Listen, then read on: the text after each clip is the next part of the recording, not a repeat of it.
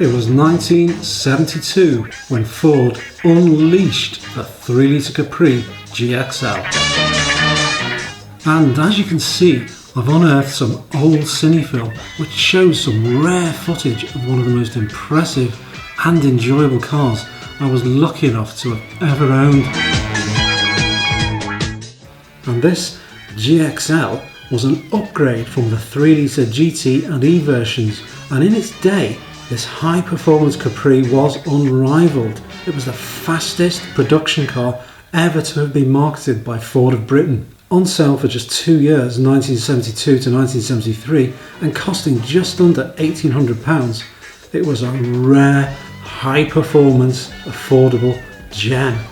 With around 140 brake horsepower, bespoke suspension and weighing just 1,079 kilograms, I can tell you that this V6 motor was a tough, exciting driver's car. And for an irrepressible 21-year-old, a well-used, war-torn rear-drive car like the Mark I 3-litre Capri GXL was the perfect, affordable, high-speed motor. This was the car that taught me all about power on oversteer, trailing throttle oversteer, carrying lots of speed through corners, and how to slow down a car, a fast car, with brakes that were little better than milk bottle tops. That punchy, growling and howling German-built V6 gave a 0 to 60 time in about 8.5 seconds, and then on to an impressive top speed of around 130 miles per hour.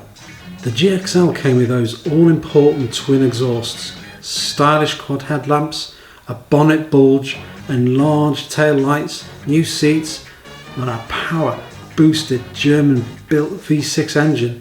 Its power was boosted by special exhaust manifolds. I found that by replacing the exhaust back box with 2 straight-through pipes and removing the air filter from the Weber twin-choke carburetor, this car sounded like a racer. What a shame we can't hear it now. Wheels were 13-inch Ross style with 185/70 tyres. The rears would light up easily under power, leaving me little option in the day to keep fitting cheap, worn replacements. I was careful to keep decent tyres on the front so to maintain that all-important turn-in and front-end grip. An inevitability of all that enthusiastic driving at the hands of a less than responsible young man resulted in the demise of this particular GXL. The engine oil wash resulted from all those G-forces led to the main bearings being starved of oil too many times, and the wheel arches, wings and sills rusted the car into oblivion. It's interesting to note that by around 1980, just 8 years later, cars like this were considered to be at the end of their life. Few cars built in the 1970s would go much beyond 100,000 miles and 10 years of age before ending up as scrap. A quick check of DVLA records shows only 70 of these cars now exist in the UK, with just 36 still on the road. Top Mark I Capris, like the GXL, can now sell for £30,000 upwards.